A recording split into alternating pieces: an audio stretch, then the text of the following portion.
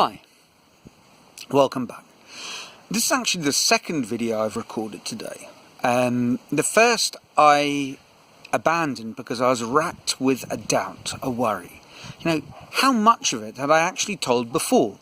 It definitely was new territory, but it also overlapped previous ground. And I don't want to become that bloke in the pub who tells you the same story 50 times, or my late grandmother with her dementia telling us about bowling hoops in Kensington Garden.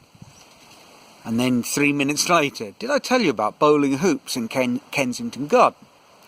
Now, I know there's a few wags out there saying, Neil, you are that guy.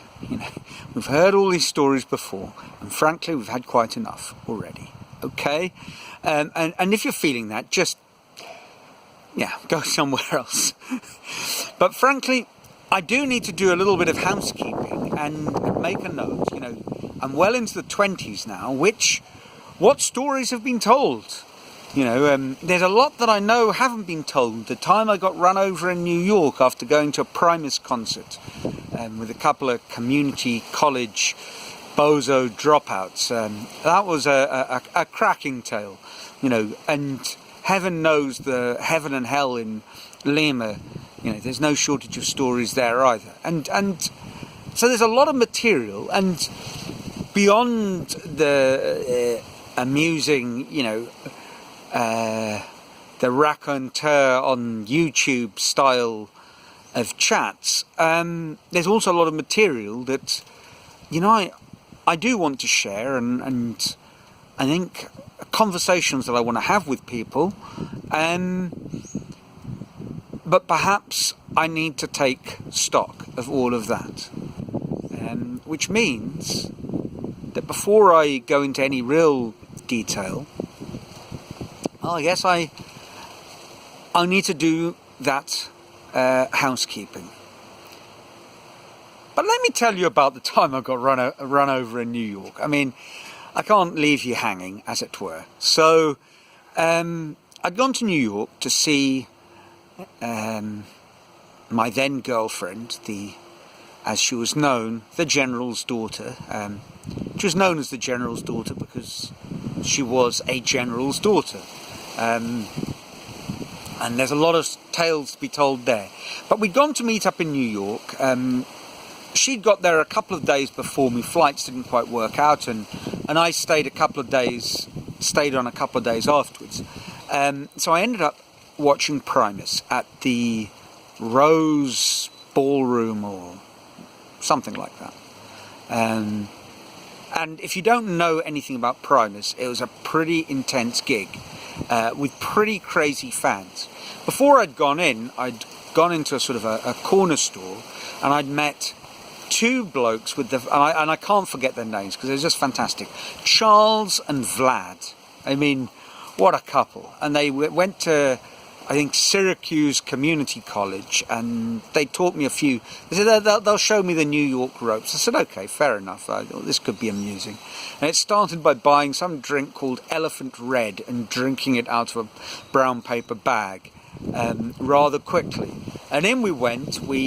Primus were, as to be expected by a truly legendary but pretty intense group, a mind-blowing concert, which I think, besides the music, the standout event was I was standing next to this enormous guy, well over 2 meters tall, American football type, and people were crowd surfing, and we'd got chatting. He said, "Watch this is real fun." And as one of the people sort of floated over with the crowd surfing, he said, "Look at this," and he just grabbed the guy and hurled him into the crowd, and the ground, frankly. And I agreed with him that it was hilarious, but I was pretty disturbed. And eventually I found Charles and Vlad again, realizing that Huey and Dewey were actually a better option than the psychopathic crowd surfing annihilator. We left the concert, and they said, "Well, we'll show you a bit of our favourite slice of New York," and it seemed to involve first meeting some derelict bum on the street and consuming poppers, which really didn't seem necessary, but they said that was the only way forward, and then they dragged me to their favourite all-night porn store, which was a bridge too far. I said, guys, honestly, this place is, I went to Amsterdam and that was pretty weird, but this place I do not need. I'm going to go get a bite to eat. And if you've been in New York, you know that deli sandwiches are just incredible. So I went over the road. I bought some cheese and pastrami sandwich. It was out of this world. I was enjoying the sandwich. I kind of did a cursory look into the road. It seemed clear. I started to cross to meet up with the illustrious Charles and Vlad. And as I started to cross the road, a black BMW with tinted windows sort of started to pull out of a parking garage. I kind of saw it and it just accelerated. There's nowhere I could go and it just absolutely knocked me flying. I was, somersaults in the air, went flying on the ground, and at this point I kind of looked up, and if you've ever been in a car accident or an accident of that sort, there's a sort of a weird state. It's a kind of I call it anti-flow, where time slows down and you seem to be very aware of everything. And it was the I don't know if he was a janitor or night watchman or what he was, but this guy with a unfeasible afro started loping across the road to, and as he came, I thought, oh Christ, I've been run over and now I'm going to be mugged, because he seemed almost threatening to me, but maybe you're a little negative in your thinking when you've just been run over. And then when he got there, the first thing he asked, it wasn't like, are you okay? It was, man, did you get there? Did you get the plates? And I was like, of course I didn't get the plates. I was somersaulting through the air. I've just been run over by some, crazed lunatic with tinted, windscreen in New York. I didn't have time to work out what his number plate was so I could sue his. He said, you could sue his ass, buddy. I was like, I'm not interested in suing. My sandwich, I've lost my sandwich. My leather jacket's ruined. He said, but if you'd got those plates and that's the story, actually. I met up with Charles and Vlad. We got another sandwich. It was, that was it. There's no point to the story at all.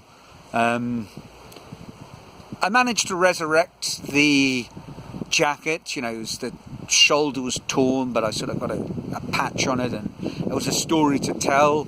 I bought another sandwich, and that one was good too.